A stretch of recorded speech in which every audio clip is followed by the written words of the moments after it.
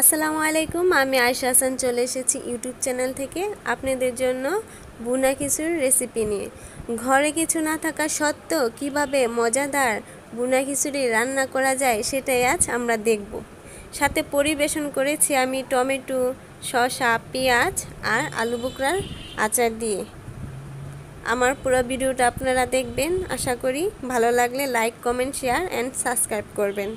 একটা কড়াইতে আমি তেল দিয়ে পেঁয়াজগুলো লাল করে ভেজে নিব। বেরেস্তা ভাজার পর নামিয়ে নিচ্ছি। পেঁয়াজ ভাজা হয়ে গেছে, এখন আমি হলুদ দিয়ে লবণ দিয়ে মাখা আলুগুলা ভেজে নিব।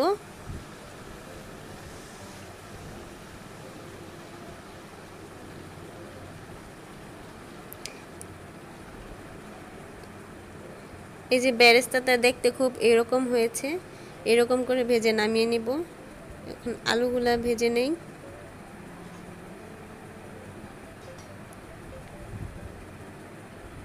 আলুগুলা ভাজা হয়ে গেছে, এখন আমি দিয়ে দিচ্ছি মাংসের টুকরা।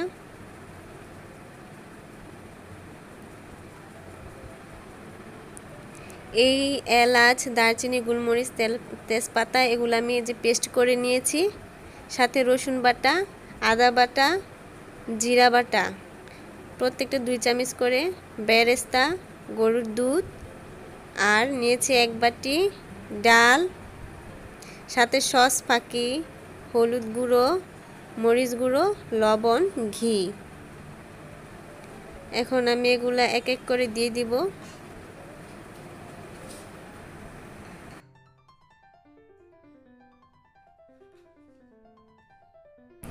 স্বাদ মতন লবণ,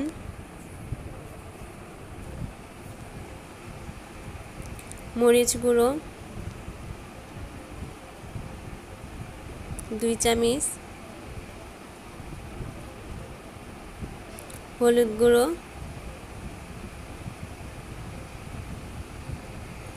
সস গুঁড়ো, এলাচ, দারচিনি, গোলমরিচ, তেজপাতা, লং এগুলো আমি দিয়ে দিলাম একসাথে। এখন পানি ছাড়া ভালো করে কষিয়ে নেব।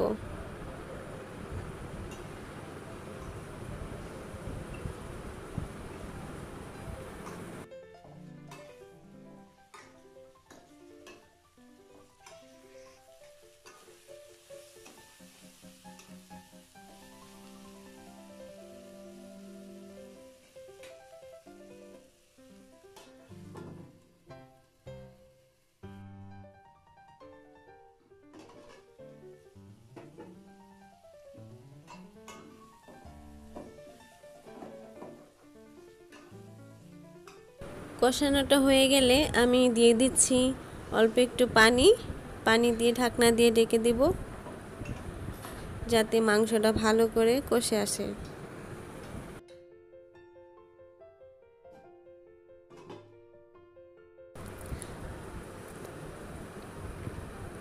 মাংসটা কষানো হয়ে গেছে আমার, দেখতেই পাচ্ছেন একদম কোনো পানি নেই এতে। তো এখন আমি পোলার চালগুলো আমি ধুয়ে ঝরিয়ে রেখেছি, এখন এগুলা দিয়ে দিব। 2 বাটি চাল নিয়েছি আমি, সাথে 1 বাটি মসুর ডাল,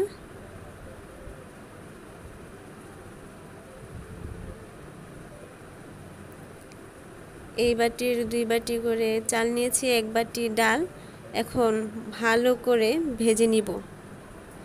ভাজার কারণে আমাদের চালগুলা সুন্দরভাবে একটা আরেকটার সাথে লাগে না, যার কারণে সুন্দর অবশেষে ঝরঝরে হয়।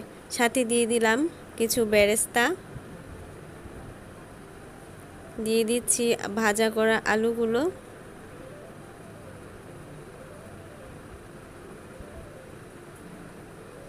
ভালোভাবে ভেজে নিচ্ছি। আমি 2 বাটি চাল নিয়েছি, প্রতিটি বাটির জন্য 2 বাটি করে গরম পানি দিতে হবে। আমি 4 বাটি পানি গরম করে রেখেছি। এখন এই 4 বাটি পানি আমি একসাথে দিয়ে দিব।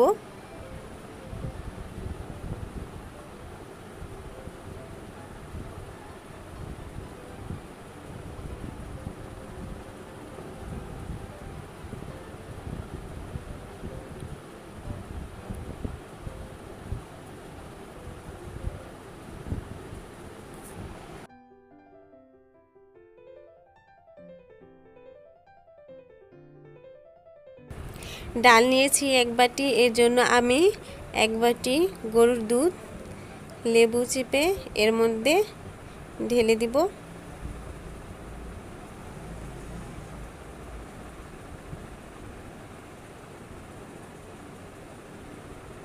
দুধ দেওয়ার ফলে আমাদের খিচুড়িটা খুব সুন্দর ঝরঝরে হবে, একটা আরেকটার সাথে লেগে থাকবে না। দিয়ে দিচ্ছি কাঁচামরিচ।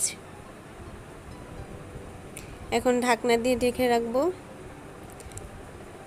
প্রথম দিক দিয়ে চুলার আঁচটা হাই হিটে দিব। যখন এরকম বুদবুদি হবে তখন চুলাটা আমরা কমিয়ে দিব।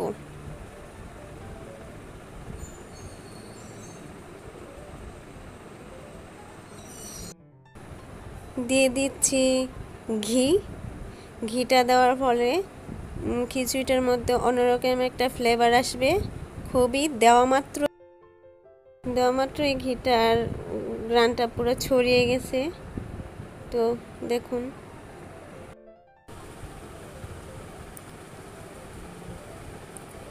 দেখতেই পাচ্ছেন, এই যে আমি মাঝে মাঝে একটু নাড়া দিয়েছি, আমার খিচুড়িটা হয়ে গেছে। এর মধ্যে একটুও তেলের চিকচিকা ভাব নেই। মুসুর ডাল দিয়ে একবার ভুনা খিচুড়ি বাসায় এভাবে রান্না করে দেখেন, খুব মজা লাগবে। যদি ভালো লাগে তাহলে আমার ভিডিওটা লাইক, কমেন্ট, শেয়ার, সাবস্ক্রাইব করতে ভুলবেন না প্লিজ।